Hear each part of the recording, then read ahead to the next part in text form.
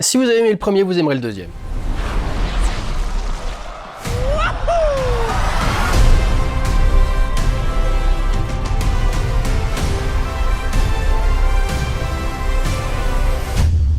Bonjour tout le monde, bienvenue dans un nouveau vlog qui reviendra aujourd'hui sur Super Mario Galaxy, le film, la suite de Super Mario tout court, le film. Nouvel opus de cette adaptation cinématographique de l'univers de Nintendo par Illumination, le studio qui a fait les Minions principalement. Et d'ailleurs ça se voit parce que tu vois toujours, il y a un petit groupe de personnages qui ressemblent toujours aux Minions dans les films qu'ils font qui ne sont pas les Minions.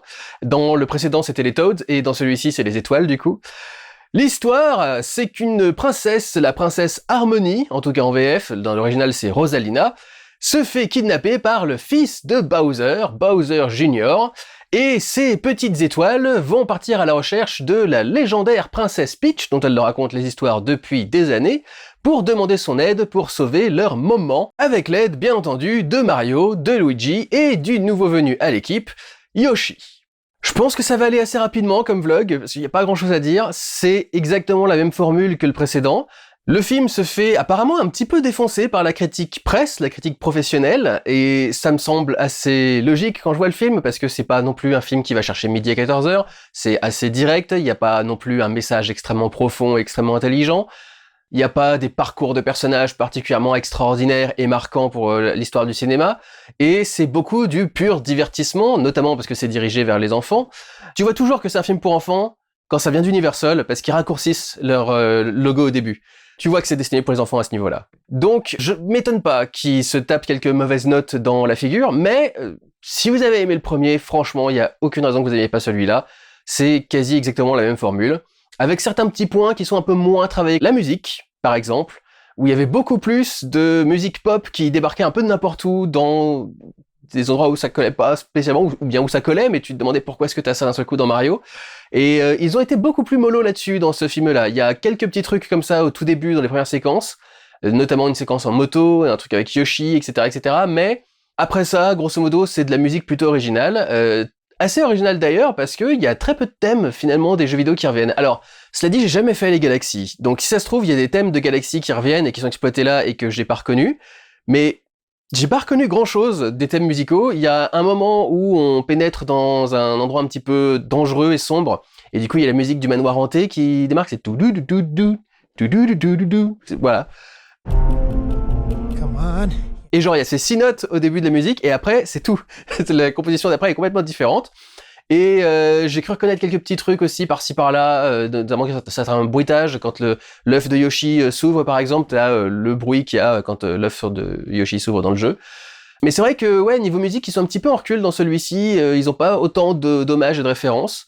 Un autre petit truc qui a un petit peu changé justement, c'est ses références. C'est-à-dire qu'il y a quand même pas autant de références à des créatures et des pièges et des trucs dans ce genre-là, et certains trucs de l'univers de Mario dans celui-ci que dans les autres.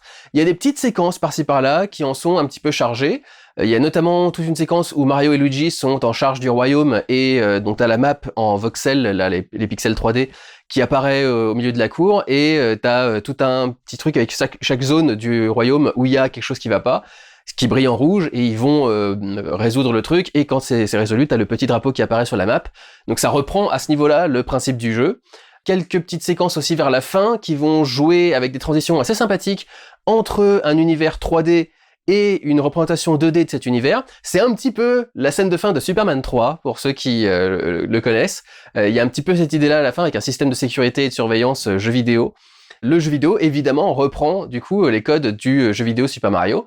Donc il y a ces petits hommages-là, et il y a évidemment quelques hommages à Mario Galaxy, puisque c'est le truc de base, mais pas tant que ça non plus. Il y a genre une séquence où il y a des personnages qui se promènent sur une planète un peu en 3D, peut-être une deuxième séquence avec une scène qui se passe dans un casino, et en 3D, à 360 degrés, ce que je voulais dire, surtout. Et en dehors de ça, il n'y a pas vraiment beaucoup de références au truc, même les étoiles sont assez absentes finalement, donc pour un film qui s'appelle Super Mario Galaxy, j'ai pas retrouvé grand chose de Mario Galaxy, auquel j'ai pas joué peut-être, mais j'ai quand même vu des images, je vois à quoi ça ressemble. Il y a les modes de transport avec les étoiles par exemple qui sont repris, mais c'est à peu près tout en fait, c'est assez pauvre finalement je dirais en allusion au truc original. Il y a évidemment tout un tas de petits trucs, il y a des tas de petits monstres qui apparaissent par-ci par-là, des petits obstacles, des trucs dans ce genre. Il y a tout un truc avec un pinceau, et j'arrive plus à me souvenir dans quel jeu Mario s'est utilisé. Au début en fait j'étais J'ai bugué, j'ai cru que c'était Epic Mickey en fait qu'ils étaient en train de faire, parce qu'il y a un truc de Mickey avec une histoire de pinceau et tout ce genre-là. Mais c'est quoi le Mario avec de la peinture à nettoyer? C'est Mario Sunshine? Peut-être? J'ai pas fait Sunshine non plus. En gros, à partir de la GameCube, je les ai pas fait. Donc, il m'en manque quelques-uns pour connaître toutes les références. Donc peut-être qu'il y en a une ou deux qui m'ont échappé, mais grosso modo, il y en a quand même pas énormément. Par contre, il y a des petites références par-ci par-là à Nintendo en général. Il y a un personnage qui a été annoncé récemment, un peu avant la sortie du film, donc sans doute que certains d'entre vous sont au courant, mais il y a un personnage qui ne vient pas fondamentalement de la licence Mario qui débarque dans ce film-là. Et il y a quelques petites allusions aussi à des trucs Nintendo. Il y a un truc avec un centre d'information, un kiosque d'information, qui a un petit robot. Et ce petit robot, il y a peut-être pas beaucoup de gens qui le connaissent, mais c'était un accessoire de Super Nintendo. Il y avait un petit robot qui permettait de jouer à je ne sais plus quel jeu, et il fallait faire tout un tas de trucs avec des petites énigmes qui mettaient en jeu le robot du coup pour les résoudre. Et ils ont inclus du coup ce robot-là dans le truc. Et il y a un autre accessoire qui est une arme qui pouvait être utilisée parfois avec la Super Nintendo. Et je suis quasi certain que c'est à ça qu'ils font allusion. Je crois pas que ce soit un accessoire qui revienne d'autre chose. Il y a quelques petits trucs un peu plus récents. Il y a des tenues récentes de Mario qui sont utilisées que moi je connais quasiment pas parce que du coup j'ai pas fait ces jeux-là. Certains monstres, certains personnages un peu plus récents également qui ont été utilisés dans d'autres jeux. Ce qui va beaucoup revenir par rapport au style du film d'avant, c'est tout ce travail de la couleur et de l'action du coup. Avec les étoiles notamment, avec par exemple la soucoupe volante de Bowser Jr., c'est un film qui dégueule de couleurs absolument partout. Entre ça, les petits Toads de toutes les couleurs différentes, les petites étoiles, les différents petits monstres qui vont rencontrer, des trucs dans ce genre-là, les différents environnements, il y a toujours de la couleur absolument partout, et c'est un petit peu ce qui fait l'attrait aussi du film, c'est ce qui fait très film pour enfants aussi, mais c'est « Oh, vous avez vu les jolies couleurs et ça bouge de partout » parce que la caméra bouge de partout en 3D, elle fait des panoramiques, elle fait des travelling circulaires, elle se retourne. Là en plus, comme on a un peu plus le côté galaxie, elle va faire des trucs qui défient un petit peu la gravité. Mais c'est quand même très proche de ce qu'il y avait eu dans les autres films. C'est beaucoup de certains plans séquences, par exemple, alors plans séquences entre guillemets, des plans assez longs en tout cas, qui vont suivre certaines batailles, certaines séquences d'action, certains trucs avec la caméra qui va se mettre dans toutes les positions, faire des trucs très exagérés au niveau des plans, où elle va se mettre par exemple au ras du sol avec une focale très courte d'un seul coup, qui va changer pendant le mouvement. Et du coup les personnages vont faire une pause et par exemple le bras va être vachement en avant devant un truc, etc. Donc il y a beaucoup de jeux visuels pour que ce soit extrêmement dynamique et extrêmement rythmé.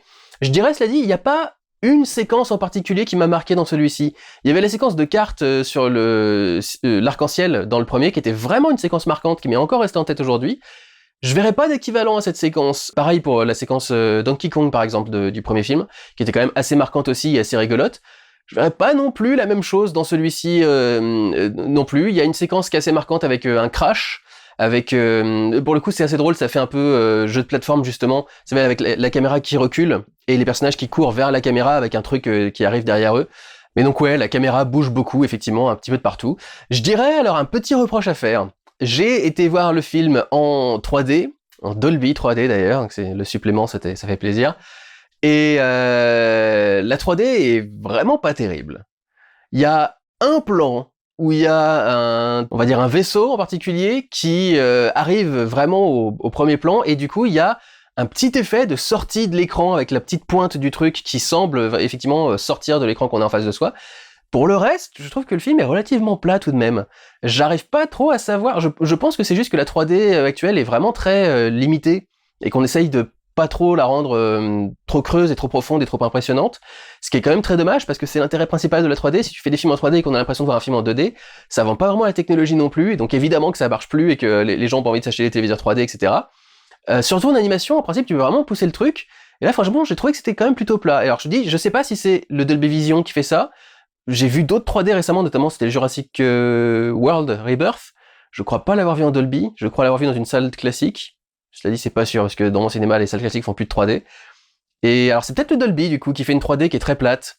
Mais ouais, non, c'était pas extraordinaire. Alors, essayez peut-être avec autre chose qu'une salle Dolby. Mais en salle Dolby, je crois que c'était quand même relativement plat et pas très intéressant. Visuellement, je pense que j'ai pas grand-chose à dire de plus. Il y a peut-être un petit détail. J'ai complètement bugué à la fin du film quand j'ai vu voir arriver au casting Benny Safdie, qui joue Bowser Jr. What? Qu'est-ce que c'est que ce casting de fou? Pour ceux qui savent pas, Benny Safdie, c'est avec Josh Safdie, le duo des frères Safdie, qui font des films qui sont quand même plutôt ultra hauteur, assez sombres, généralement pas avec des happy end, avec des personnages qui sont généralement des trous du cul, et tu te retrouves avec ce mec qui joue Bowser Jr. Dans quel monde est-ce qu'on vit? Comment est-ce que c'est arrivé? Exactement, j'arrive pas trop à comprendre. C'est peut-être le truc qui a énervé la critique sérieuse, ils se sont dit, oh la vache, vous avez Ben Safdie, c'est tout ce que vous en faites. Mais non, j'ai vraiment bugué quand j'ai vu son nom arriver au casting, j'étais pas du tout au courant que c'était lui. Sinon, tout le monde est bien au niveau de ses rôles, hein. C'est bon, Chris Pratt, il est toujours plutôt mid, niveau accent italien et Mario et tout le bordel, mais il a toujours dit qu'il voulait pas reproduire Mario exactement. Anya Taylor-Joy, je la trouve toujours douée en Princess Peach. Brie Larson, qui joue la princesse Rosalina, ou Harmony, je sais pas, du coup, dans quelle version. Rien à reprocher, elle s'en sort très très bien, au niveau du casting voix, en tout cas, c'est nickel, donc pas de soucis. Jack Black, il est plus drôle en Bowser qu'en autre chose, et au moins, ils ont failli refaire le truc Peaches, Peaches, Peaches, sa chanson d'avant, là, mais heureusement, c'était juste un petit teasing. Et je vois, ils ont été chercher Donald Glover pour lui faire dire « Yoshi !» pendant tout le film. Sérieusement, c'est comme Vin Diesel qui fait I'm Groot pendant tout le truc. Enfin franchement, c'est bizarre comme casting. Voilà, j'ai pas grand chose à dire de plus, je vais pas étirer le truc artificiellement. C'était très divertissant, très coloré, très dynamique, ça passe bien, c'est pas aussi marquant que le premier, ça fait pas autant d'hommages intelligents et bien marqués au truc d'origine et aux licences Nintendo, mais c'est sympathique. Donc voilà, si vous avez aimé le premier, vous pouvez aller voir le deuxième, je pense que vous allez passer un très bon moment. Vous attendez pas non plus à une révélation absolue, mais voilà, je pense que vous allez passer un très très bon moment devant ce film si vous avez aimé le premier. Prenez soin de vous, allez voir des films. Ciao.